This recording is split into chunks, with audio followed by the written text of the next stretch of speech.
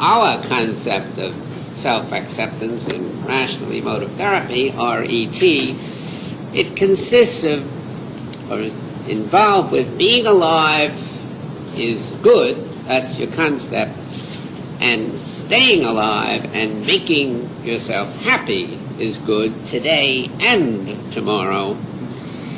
And these are good, meaning you choose to enjoy them. They're not good in themselves, but they're good because you choose them.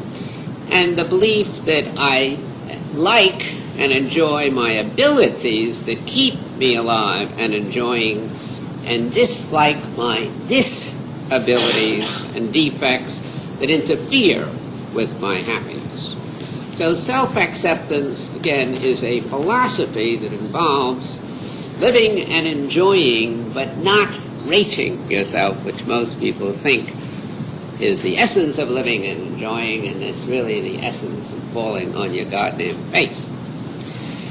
Now, how about unconditional acceptance? Because that's what we're going to talk about today. Not conditional, I am okay, or I enjoy myself, or I like myself when certain things happen. But what is unconditional self-acceptance consist of? And it means accepting yourself, your life, your aliveness, your enjoyment, what you want to do, avoiding what you don't want to do, with poor achievement as well as with good achievement. And unconditional acceptance, a rare thing, which I hope to have you get by the end of this lecture, but it's rare, means accepting yourself even with no achievement. You can still accept life and enjoyment even if you had no achievement. That would be a little difficult, but you could do it. And it means accepting yourself with little approval or with no damned approval, unconditionally, whether or not. And that means accepting yourself with love or without love, with a good family, the original one or the one you helped bring into existence, or without it. Accepting yourself with marriage or without marriage or mating. Unconditional self-acceptance, again, means accepting yourself when you know that you're efficacious, what Albert Bandura calls self-efficacy, but also without self-efficacy. If you know you're schnooky and unefficacious, you can still accept yourself. It means accepting yourself in a good environment or a crummy environment, with poor talents and abilities and with just about no talents and abilities, if that's conceivable. That's almost inconceivable, but it could happen. With handicaps, stupidities, ugliness, weaknesses of body and mind, poor finances, no matter what. That's what unconditional acceptance is. You can always accept yourself. Accept yourself when you're the target of bigotries, whether they be racial, religious, or political, or other bigotries. Still don't put yourself down.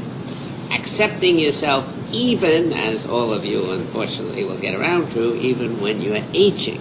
You still accept yourself.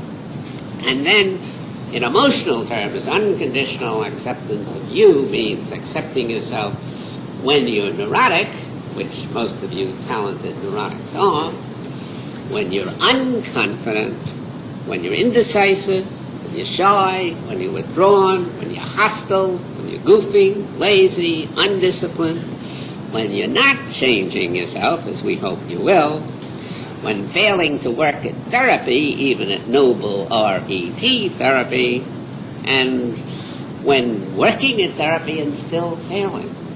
So you see, unconditional acceptance includes many things, not just a couple of things, and it is unconditional, which means at all times, under all conditions.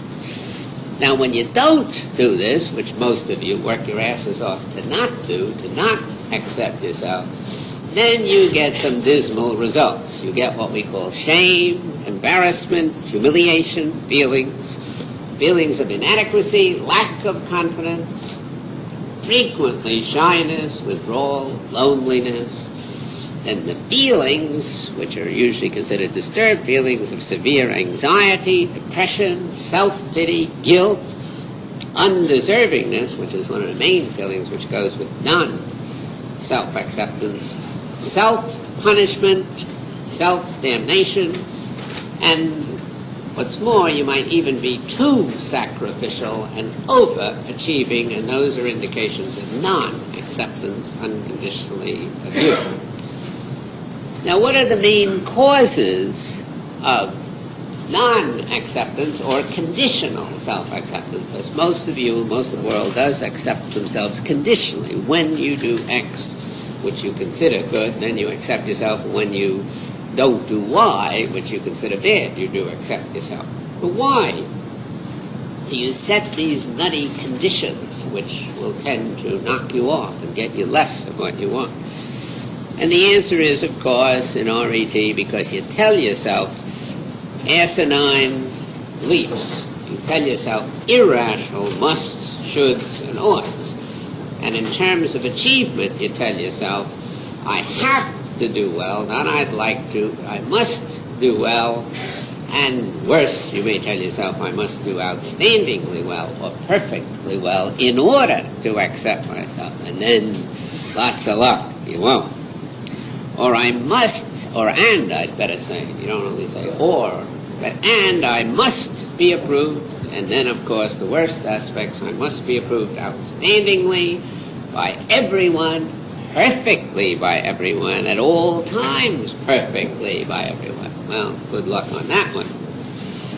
And I must also, you often don't accept yourself because you say, I must arrange to get what I want without too much effort. As I said before, the way you get self-acceptance is by determination and effort. But you tell yourself, I must get everything I want, or practically everything I want, without too much effort. And if I don't, I'm undeserving. I'll never be able to get what I want. And other people, of course, should help me get what I want. Now, if you have these crazy ideas, these musts, these absolutistic shoulds and oughts, then you don't accept yourself, or you accept yourself